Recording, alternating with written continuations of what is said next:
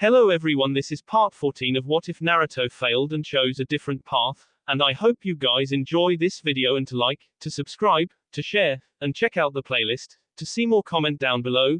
Now let's start the intro. They call me a god. They call me a god. They call me a god. Join my membership, the perks are great. It's in the description. Be sure to like and subscribe, it gives me more motivation. Enjoy. The next day went as it was supposed to with Slade training Naruto, while everyone else except Sakura and Hinata did chakra control exercises with Kakashi. Hinata was assigned to watch over Tazuna while Kurenai watched over Tsunami, leaving Sakura to watch over a now less depressed Inari who seemed to not have such a sad look on his face. It seemed that whatever Slade said to the boy got him out of his depression and had lit a small fire under the boy's ass. He certainly has ways with children, thought Tsunami and Kurenai as they could not help but wonder to themselves what the man said to the boy to change his way of thinking. Tazuna had explained to everyone what had happened with Inari and his surrogate father named Kaiser, who saved Inari from drowning one day. That the man quickly became a hero in Inari's eyes from that day on, and when that said man was later killed by Gato and his thugs in front of everyone, it crushed the poor boy's heart. Even worse was Tsunami was planning on settling down with Kaiser and having another child with him, but with him gone it left her heart empty and aching inside. Damn that man and what he has done to them all. If and when I see him I'll crush him with my own two hands, just as he tried to crush this village, thought Naruto as he sparred with Slade, who felt and saw the look of hatred for the very person responsible for this country's poverty. Naturally Slade was holding back as Naruto still had a very long way to go, vain trying to best him even if he took of the weights at his feet and arms. Come on Naruto, you can do better than this, said Slade, ducking a spin kick before blocking a three-punch combo before throwing the boy using his own momentum into a tree, which Naruto bounced off of to safer ground away from Slade. You know I can't beat you sensei, and even if I could get close enough to you it would only because I removed my weights. Considering who may be nearby I'd rather not show off my abilities till the moment is right, said Naruto, who surprisingly got a nod from Slade telling Naruto that the man understood. Sasuke was livid that Naruto was being trained by such a strong teacher that he decided to spy on the two to see just how strong Naruto and his sensei were. If he was angry before, Sasuke was furious now as he saw that Naruto was not only stronger then, but was now getting stronger with every bit of training the boy went through. He was about to interrupt them in their current conversation when Kakashi had puffed into existence next to him. You know I could train you seeing as you are my student Sasuke, said Kakashi in his usual lazy voice while watching Sasuke turn his head to look at him. What can you teach me? Said Sasuke, not believing the Junin as he had been nothing but a joke in his eyes the entire time. Well, considering that I am the 4th Hokage's student and all, as well as being the son of the White Fang, I think I can help you become stronger. Plus, as you saw before, I have a Sharingan I like you will with both of your eyes one day. With my help Sasuke you could become on par with Naruto, if not better, considering your bloodline limit and all, said Kakashi, who held back a scowl when he looked at Slade, feeling as if the demon was mocking him in some way with his metal masked face. Then teach me. Right her and now, said Sasuke in the same demanding voice as before, as he needed to be stronger than Naruto at all costs. No, I can't at the moment. If I did it would raise unwanted suspicion among the others that I am being slightly unfair to them. When we get back to Konoha I'll train you, but for now stick with the chakra control exercise I gave you so when you use your clan's fire jutsus you won't get worn out, said Kakashi, who went, poof, out of Sasuke's line of sight before Sasuke could respond. Soon loser. Soon I'll be stronger and you'll be last on the ground at my feet, just as nature intended, said Sasuke as he left to perfect his chakra control even further. Meanwhile, several horse later, Kurenai had finished with escorting Tsunami with today's activities in record time and was now back at the house in the girls' sleeping quarters, sitting with her back against the wall with her butt on the ground. She couldn't help but have what Slade told her yesterday replay itself in her mind as she had seen what he had all along and was still guilty of accusing him of flirting with Tazuna's daughter. I have to apologize to him later, thought Kurenai as he took some flavored bottled water out of her pack and drank it. Yo, am I interrupting something? Said Kakashi in his normal lazy manner that could only be his way of introduction. Kurenai was startled at first because she was so deep in thought she didn't realize that the scarecrow-looking Kakashi had knocked on the door of the room only to open it and see her in a slightly spaced-out state. Kakashi, what are you doing here? Said Kurenai as she was more than ready despite her thoughts to give the man the pervert bashing of a lifetime. What do you mean? Can't a fellow Junin of the Leaf like myself try to talk to you like normal adults? Said Kakashi leaning against the wall of the room next to the sliding rice paper door like it was nothing. Kakashi, you are anything but normal, and anything you want to talk about always ends up being related to that damn perverted book of yours, said Kurenai, whose right eyebrow was currently twitching up and down with frustration at the man. Alas, poor Kurenai, you wound me so, said Kakashi in a semi-Shakespeare-like way with a hand on his forehead as if to mock her.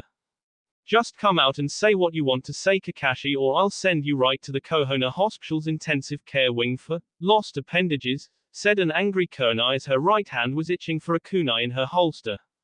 Okay, I didn't know it was that time of the month for you, dodges kunai.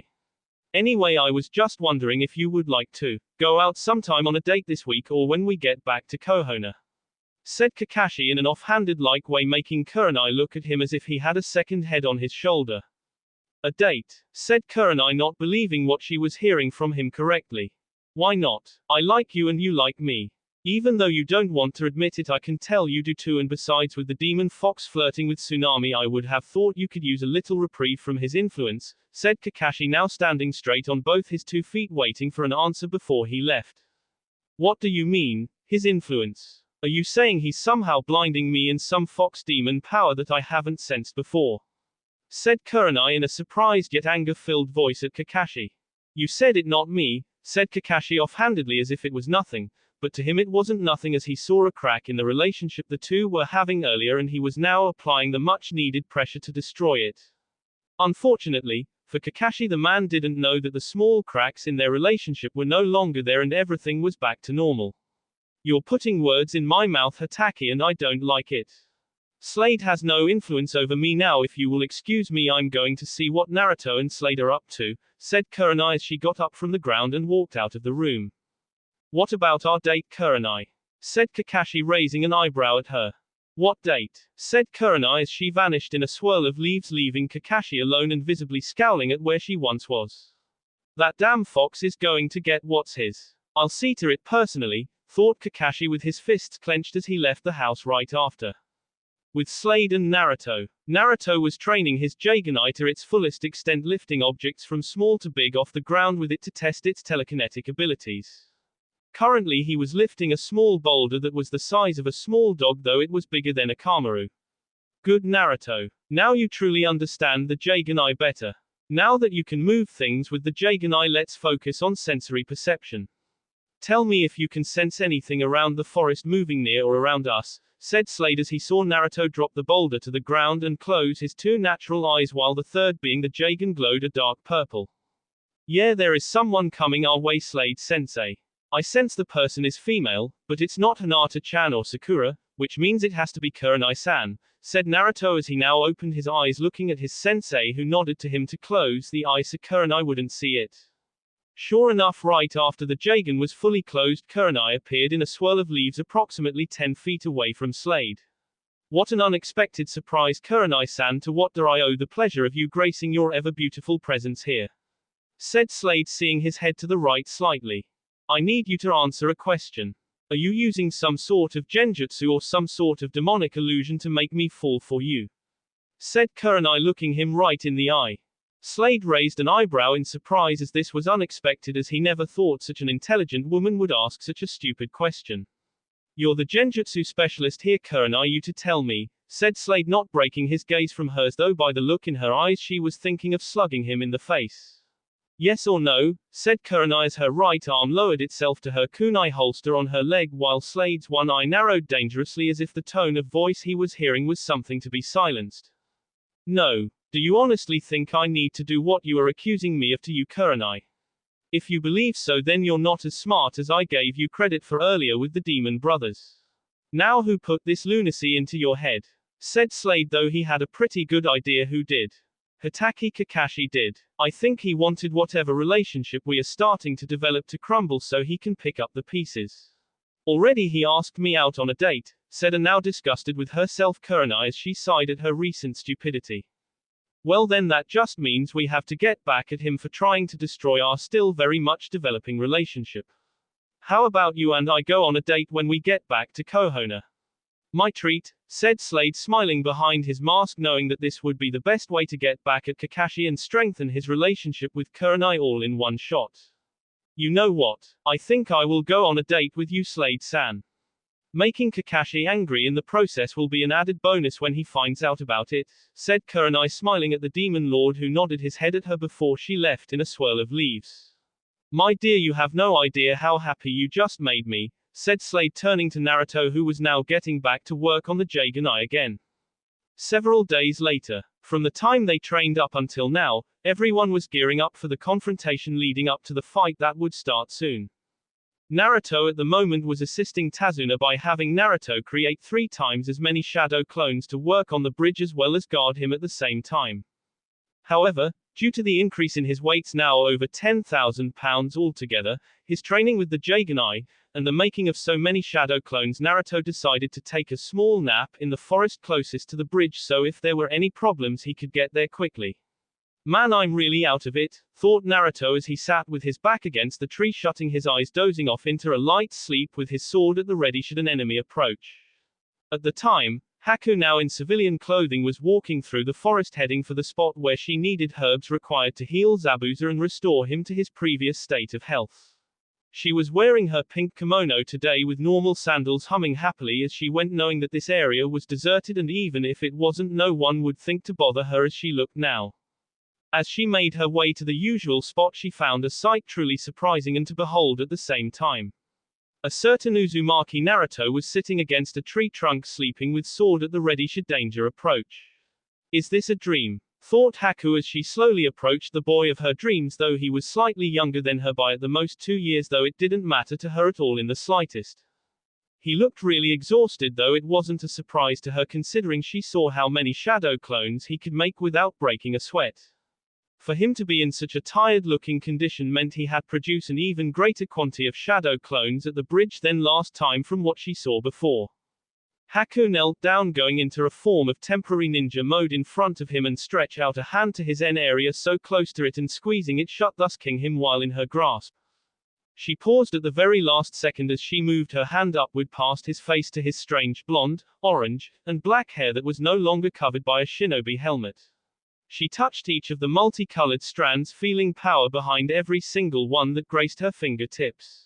You shouldn't do that. If you were an enemy I would have SD your gentle hand clean off, said Naruto in a whisper making Haku gasp at the fact that he was awake.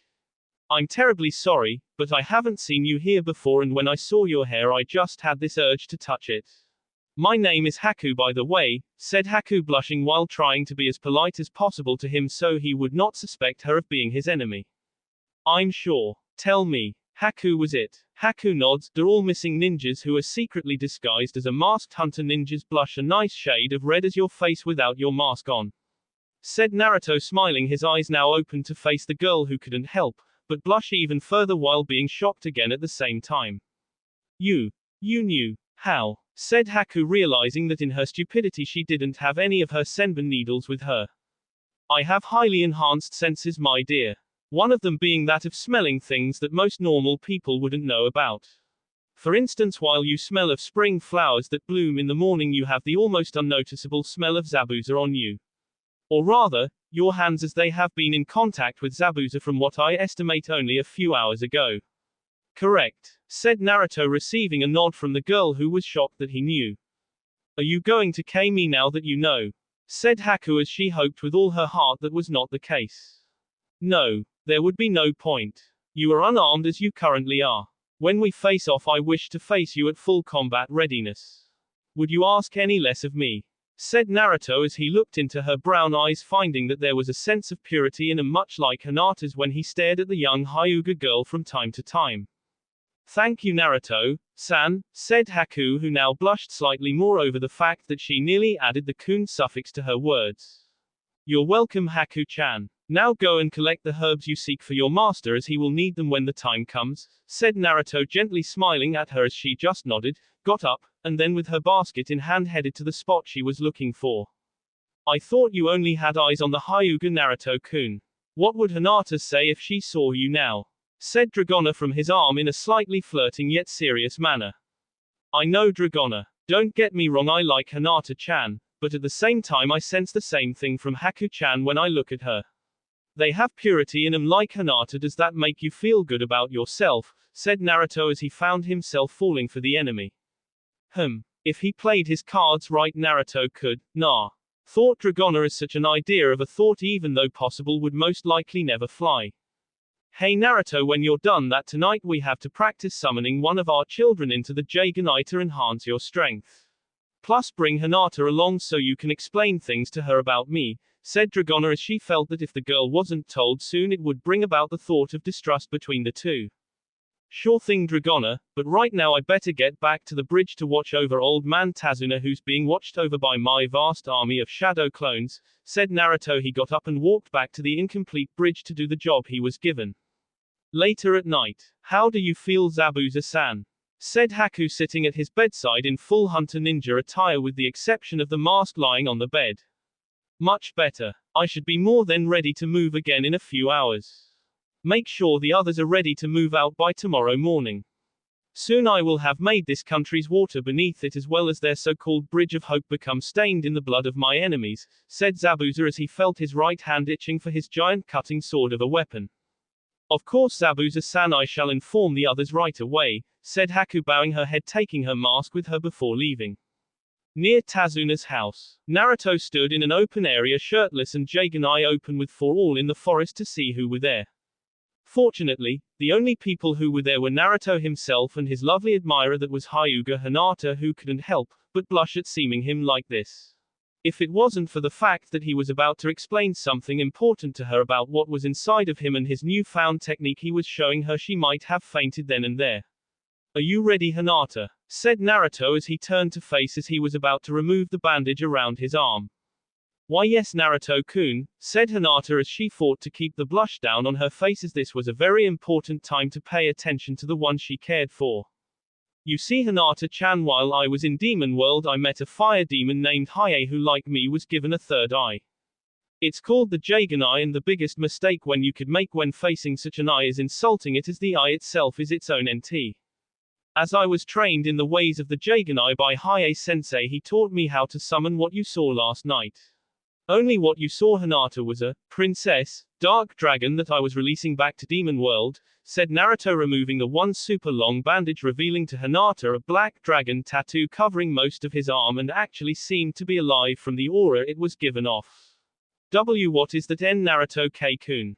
Said Hinata as she was afraid to even examine it with the Byakugan that was her birthright.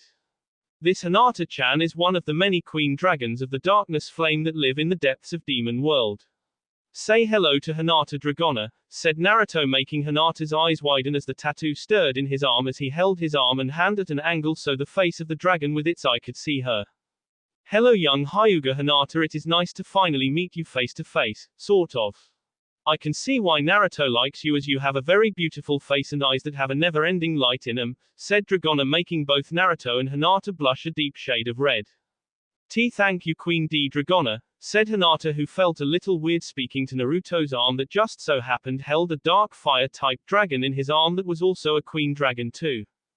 Dragona, or as she wants me to simply call her in public, Queen, has been most helpful in creating the dragons that are in my arm with her that are in a sense, my children, said Naruto, who was a bit reluctant to call them that as Hinata may get the wrong impression. See children. You mean you and her did that? Said Hinata, who was wondering how that actually happened till Dragona gave a laugh that sounded more like something unholy. No child, that is not how it works. You see, I am bound to Naruto's arm, feeding off of his chakra to not only sustain me, but to use the chakra that I feed off of to create our offspring. What you were speaking of, Hinata, will be reserved for you when both of you are much older and more mature, said Dragona, who nearly laughed again when she saw Hinata give off a squeak, blushing her darkest shade of red to date, while Naruto was a close tie in that regard as well, considering the comment. Queen, stop acting like a pervert just like Kakashi. It is embarrassing to say the least that you would say something like that to us at such a young age, said Naruto, shaking his head, sighing, knowing this was one of those days that he should have kept her wrapped up in those bandages. All right, but only because you asked in such a demanding way, Naruto-kun, said the seductively enhanced voice of Dragona, knowing it would make Hinata jealous of giving Naruto such attention. Sure enough, it did, as the girl was clearly now red in the face with jealousy, as she felt only she could call her Naruto that. Now that we have that settled, I want to show this technique to you, Hinata, as it's only used when I'm down and need a quick fix of power to help those in need. Here we go, said Naruto as he drew Hinata's slightly angry eyes away from wanting to take off his arm to get to Dragona to what he was doing through her with the said arm. Hinata could only gasp in awe as a massive dark flaming dragon rose from his arm into the sky before coming down, making a circle around the two, slightly scaring Hinata. It won't hurt me, will it? Said Hinata as the dragon's dark fire-like body was 2 feet away from her. I would off my own arm before I would have it do that. The dragons will listen to me with the help of Dragona and the Jaganai. Now here's the technique I learned, however, when it's done you may have to carry me back to the house, seeing as I will be out like a light, said Naruto as he sent his right hand into the air, making the large dragon around obey him and rise into the air, then back down into his Jaganai. Naruto, said Hinata as her mind was seemingly overloaded by seeing what was happening before her eyes. Dragon absorption, said Naruto in a dark, almost demonic voice as the entire shape and form of dark dragon he had released entered his Jaganai, fully making his boss muscles bulge slightly outward with the increase of power he had just received.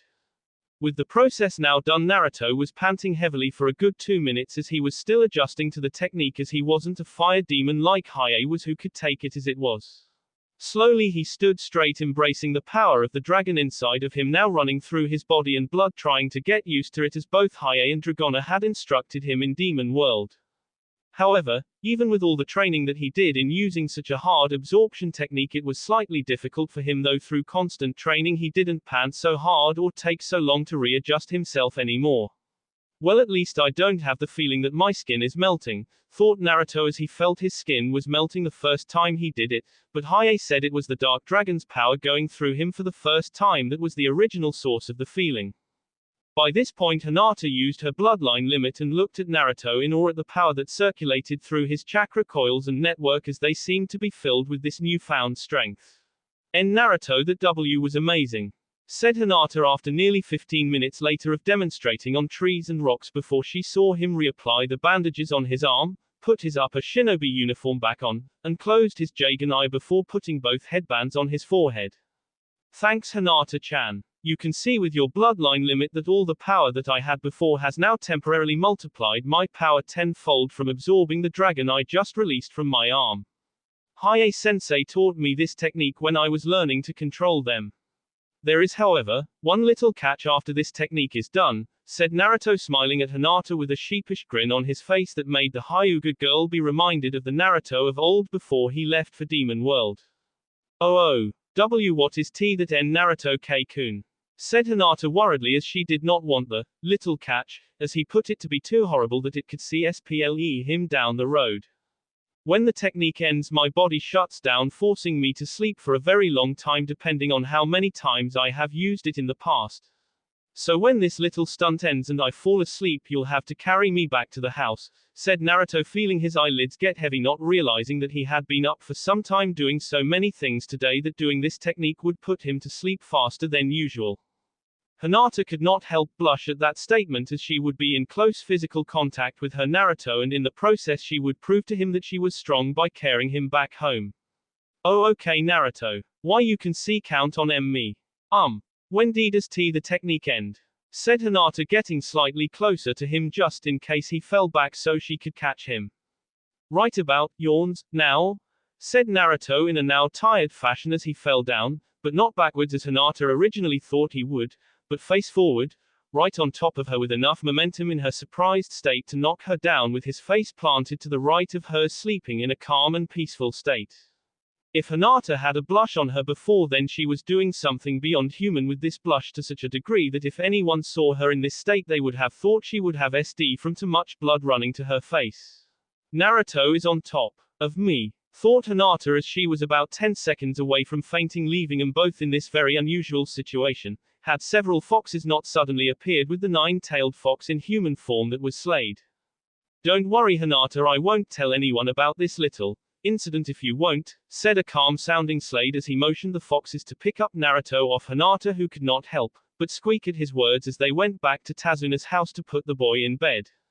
Next day. Unfortunately, I ran the boy ragged these past few days and last night I pushed him just a little too far, so he will not be up for some time. I trust Tsunami that you will take care of him, said Slade as they were all leaving to depart from the house to escort Tazuna to the bridge, knowing today could be the day that Zabuza would attack, seeing as the man had plenty of time to rest. Of course Slade-san. Inari and me will be home all day today, said Tsunami as she now smiled at Slade, only without the small tint of a pink blush that was usually on her cheeks when talking to the man. She seems less depressed today from what I can tell. Slade must have filled the empty hole in her heart, thought Kurenai, as she could not help but feel a great deal of respect for the Demon Lord as he helped rather than destroyed some people. We'll be off. When Naruto wakes up, tell him where we are and he'll be there in a flash, said Slade, emphasizing the word flash as a personal joke between him, Kakashi, Kurenai, and anyone else who knew what he was talking about. Kakashi made a fist with his left hand, though it was not seeable as it was currently being blocked by Kiba, who was in front of him. Come on everyone, it's time to go, seeing as we don't want to make Tazuna late for work, said Kakashi, making everyone who knew of his habit of being notoriously late look at him as if he were one to talk about being on time for something. One by one, they left the house with Tazuna to the bridge, knowing that both Tsunami and Inari would be safe when Naruto awakened from his slumber. I have a bad feeling about all of this, thought a worried Tsunami as she went to the kitchen to make some food for Inari to eat. At the bridge 15 minutes later, when the group got to their destination, all they saw was nothing but destruction before them as several boss of Tazuna's workers were on the ground, wounded or knocked out. What happened here? Said Tazuna as he looks around, seeing guys he knew a good deal of his life on the ground. A mist has suddenly rolled in, said Kakashi. He began lifting his headband to reveal his Sharingan, but was stopped by Slade motioning him to wait a second longer. Sure enough, the mist got thicker than from the previous encounter with the former mist ninja, making it impossible for Kakashi to see through it even if he used his now covered Sharingan. Hinata, use your Byakugan to see through the mist. Tell us who is here besides Zabuza, said Kurenai as she found that she was just as blinded as everyone else here with the exception of Hinata and possibly Slade, who was still calm from what she could tell through the thick mist. We meet again, Slade. You can't imagine how good it feels to be up and around ready to KO after what you and that copycat ninja Hatake Kakashi did to me. However, this time I'm not alone, as I've brought friends with me. Meet my followers, said Zabuza's voice deep within the mist as he appeared through the density of it all, along with several water clones of himself, several Junin, and the much younger looking ninja in the hunter ninja uniform next to Zabuza. If you think this mist and your fellow ninja are supposed to impress me, you are gravely mistaken, Zabuza. You think that just because you have a big sword and know how to use it along with your little masked toy soldier next to you that it makes you powerful.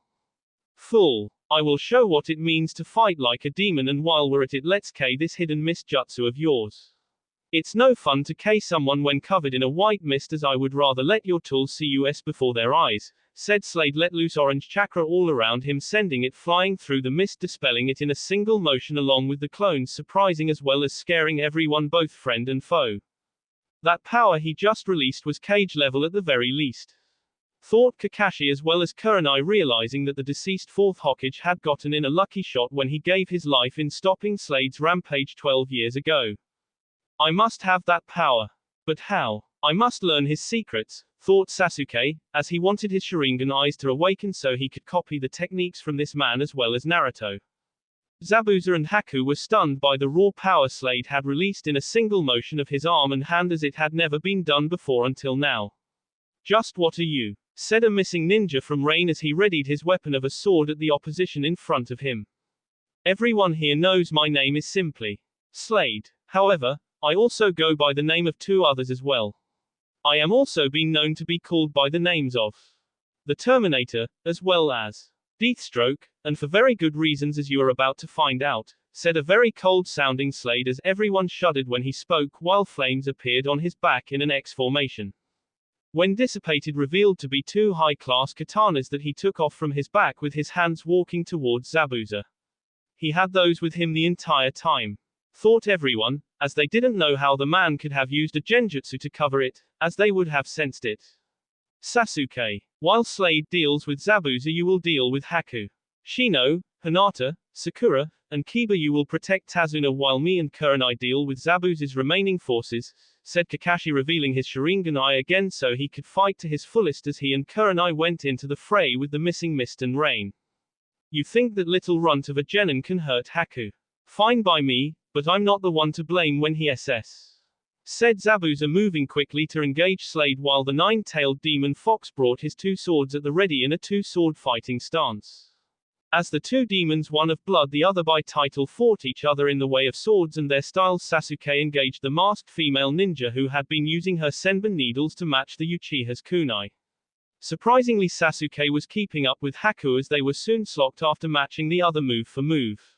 As you stand now, you can't use any jutsus, said Haku as she went through one-handed hand signs. She can do one-handed jutsus. But how? Thought Kakashi and the others as the next move that was done not even Kakashi could copy. Secret jutsu, 1,000 needles of death, said Haku as she stomped her foot down as thin traces of water left from the dampness of the thick mist and the water clones that spilled into the ground beneath them came together above them. The soon became needles of ice that rained down upon Sasuke while Haku got out of the way of his own attack. Fortunately, for the Uchiha, he was able to use a substitution jutsu just before the needles hit, but even then, it had been a little too close for comfort as a small trickle of his blood left his cheek, showing just how close the needles came in that attack to hitting their much intended target. Not bad. He has some skill in the ways of a ninja, though I wonder how he is able to keep up with my speed as well as me. No matter, I suppose, seeing as he will not make it past this bridge alive, thought Haku as she saw two missing rain and three missing mist ninjas, all mid to high Chunin level, past her to get to their targets. Here they come, said Kiba, getting into his family dog-style taijutsu stance while the others got into their form of fighting. You weaklings can't stop us. Even if you could, you can't beat our boss or his tool of a weapon that is Haku. So prepare to kiss you butts goodbye, said one of the missing rain ninjas with a kunai in hand who had a scar on his left cheek and three others on the right. Don't be so sure, you scarred-faced freak, said Kiba as he and Akamaru took him on while Hinata attacked with her gentle fist style, hitting several chakra points in her would-be opponent that was a missing mist ninja with a sword, making his right arm go limp. You can do it, Hinata. For Naruto, thought Hinata as the ninja soon fell to the ground underneath him unconscious after Hinata had hit three more chakra points in the man's right shoulder and one in the left end area. Shino was doing almost as good as he sent a swarm of flying insects into the second missing rain ninja's eyes, blinding the man before he was consumed with chakra-eating bugs, draining him to the point of near death if the bugs ate any more. Sakura was having the hardest time as the two remaining missing mist ninjas went after her, and Tazuna, who would have been cut down had the pink-haired girl thrown three shrunken at the one mist ninja while fighting with the second with her kunai.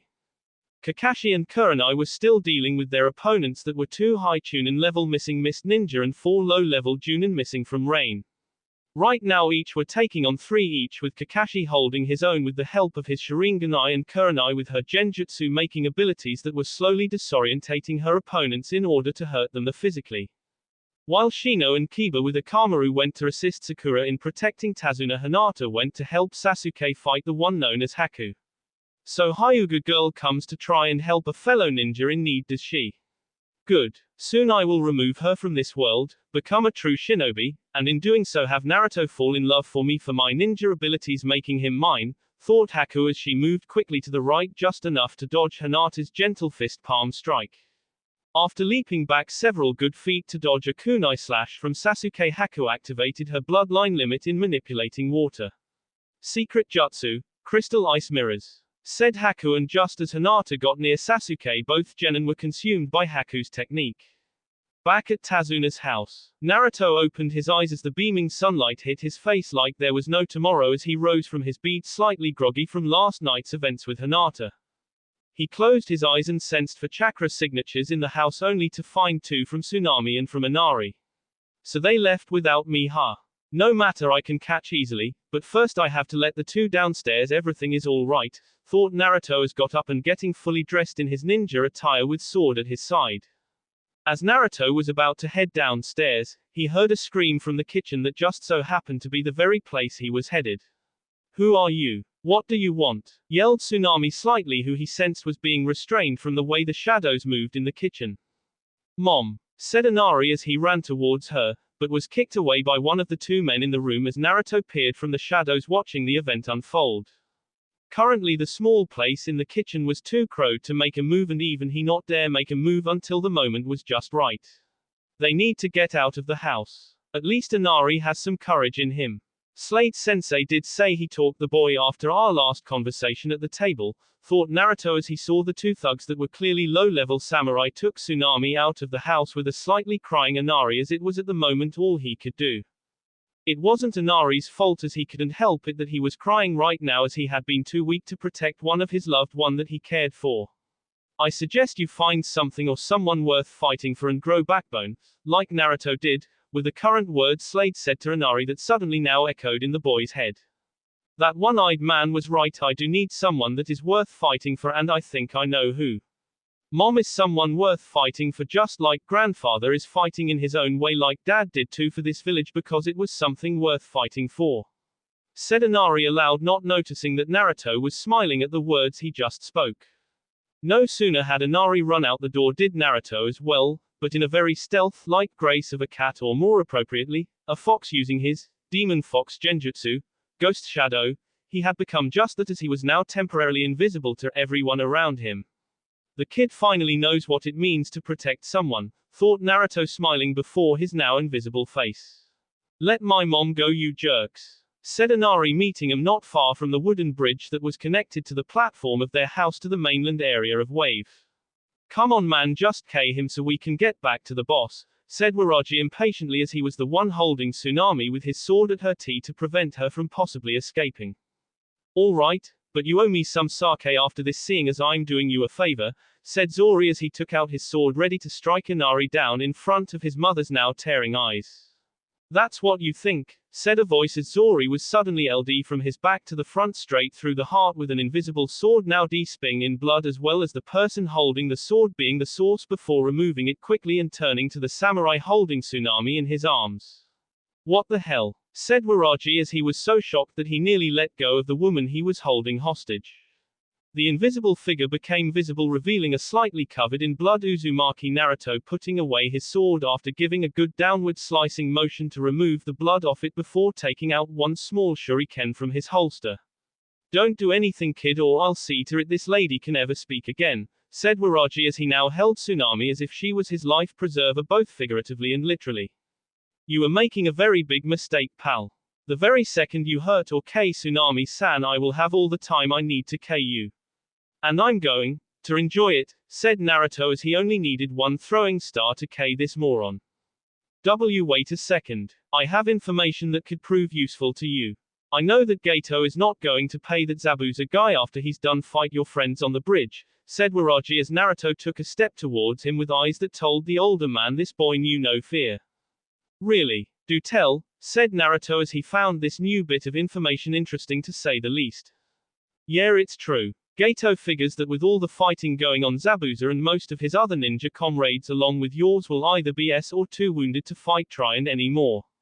He's bring a large group of his personal thugs and bodyguards along with him when the fighting is over, and is going to K those that are still alive, said Waraji, hoping that would make Naruto consider sparing his life. Let Tsunami go and I'll let you go, said Naruto, putting away the shuriken as an act of good faith towards the man who nodded and released the woman from his grasp. Tsunami, once free, started running towards her son behind Naruto, who just looked at the still terrified man in front of him. Thank you for holding up your end of the deal, said Waraji, as he knew that he had to get back to Gato, telling him that the plan was a failure.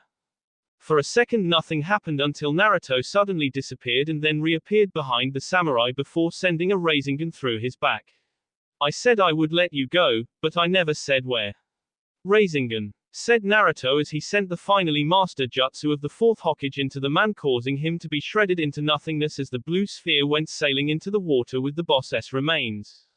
Thanks Naruto. said Inari as he found a newfound hero to look up to and admire for what he did, even if it meant killing those two guys. Don't sweat it, Inari, it's all in a day's work for us heroes that appear at the very end. You take care of your mom now while I head to the bridge to end the fighting. I'll see you guys later when we're celebrating our soon-to-be victory, said Naruto as he kicked the last body into the water before he disappeared once again in a blinding flash of orange, yellow, and black, hoping to catch up with the others before it was too late.